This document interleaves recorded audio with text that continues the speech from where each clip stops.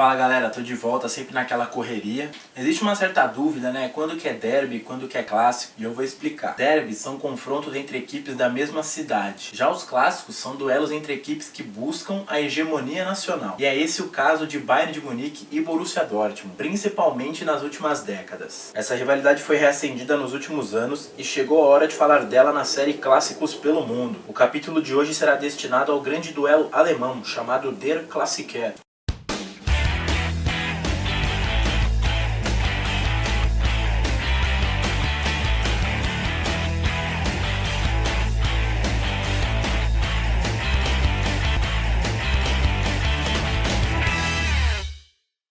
As partidas entre Bayern e Borussia são hoje os grandes duelos da Bundesliga, talvez os mais esperados também. Os jogos entre os dois são garantias de bom futebol, gols e rivalidades. Prova disso é o grande interesse da mídia mundial pro duelo. Só para citar um exemplo, em 2014, logo depois da decisão da Champions de 2013 entre os dois, dos 209 países membros da FIFA, apenas a Coreia do Norte não quis transmitir um jogo entre eles. Só que antes de falar do duelo em si, a gente precisa entender de onde surgiu essa rivalidade.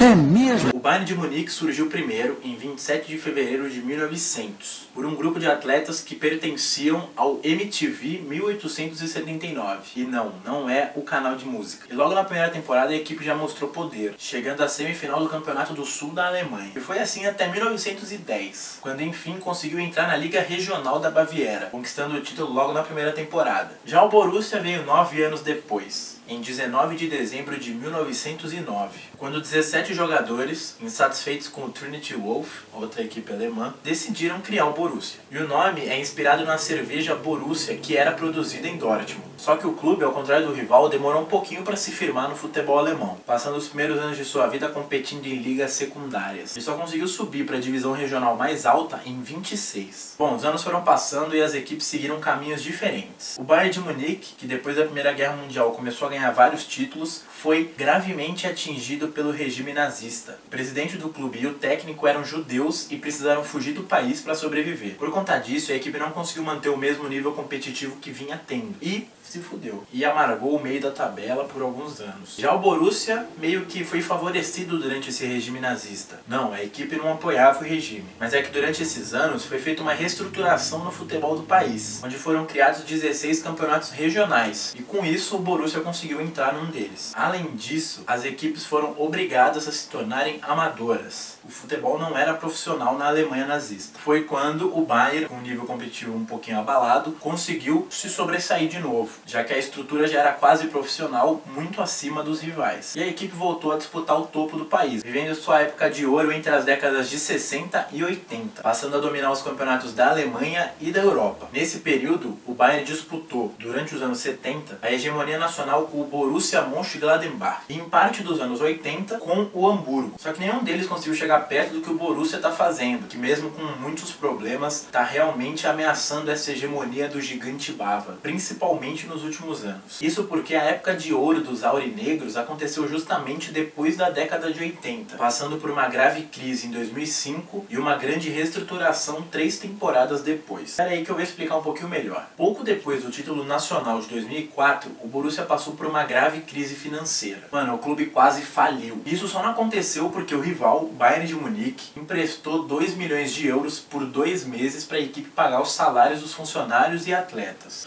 Aí, para tentar driblar essa crise, o Borussia vendeu o famoso naming rights, que são os direitos do nome do estádio, para a companhia de seguros Signal Iduna. E aí o nome do estádio, que era Westfalen Stadium, passou a ser Signal Iduna Park. Para piorar também, além disso, o clube se viu forçado a vender suas maiores estrelas. Consequência disso, ele quase foi rebaixado de novo na temporada 2007-2008. Mas no ano seguinte, chegou ao comando do time Jürgen Klopp, e mesmo com recursos limitadíssimos, montou um puta de um projeto, que permitiu ao clube tornar-se progressivamente competitivo, melhorando ano após ano, até chegar ao título em 2011. E depois de falar um pouquinho de como surgiu essa rivalidade, vamos mostrar na prática como é que foi. Bom, ao longo de vários anos, as equipes se enfrentaram 110 vezes, com 50 vitórias do Bayern, 29 do Borussia e 31 empates. E eu vou falar de 4 em especial aqui nesse vídeo. O primeiro deles aconteceu na Bundesliga de 66-67, onde o Borussia conseguiu a maior goleada dele na história do duelo, 4-0, fora o show. O jogo era uma espécie de confronto direto, onde o aurinegro, que vivia a sua melhor fase, uma fase cheia de glórias, terminasse na frente dos bávaros na classificação. Só que o campeão, no entanto, foi outro, o Eintracht Braunschweig. Eu acho que é assim que fala. O troco bávaro veio 4 temporadas depois, em 71-72, quando eles fizeram a maior goleada não só deles, como da história do clássico. 11-1. Mano, você não ouviu errado não. 11-1. E essa goleada pode ser explicada por 2 motivos. Enquanto o Bayern era uma máquina de jogar bola, contando com jogadores como Gerd Müller, Sepp Maier, Franz Beckenbauer, o Borussia viveu uma das piores fases da sua história. Tanto é que acabou sendo rebaixado naquele ano. E o terceiro jogo marcante de hoje, não, eu não peguei só a Bundesliga. Esse aqui aconteceu na final da Copa da Alemanha de 2012. O Borussia fez história. Não só por quebrar um jejum de 23 anos sem conquistar a Copa, mas por desbancar o Bayern de Munique, que alguns dias depois ia jogar a final da Champions contra o Chelsea. No jogo em questão, os aurinegros contaram com uma ótima atuação de Kagawa, que se despedia da equipe para construir a goleada por 5-2 e conquistar o caneco.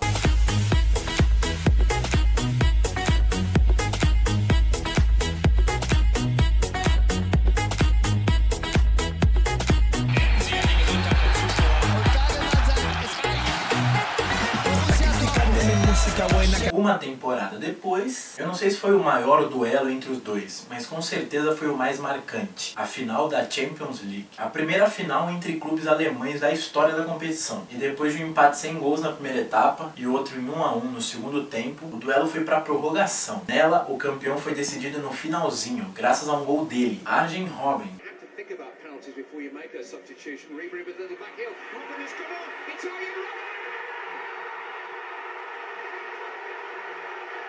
Só que nada disso teria acontecido se não fosse por um ano em especial na história do Der Klassiker, 1989.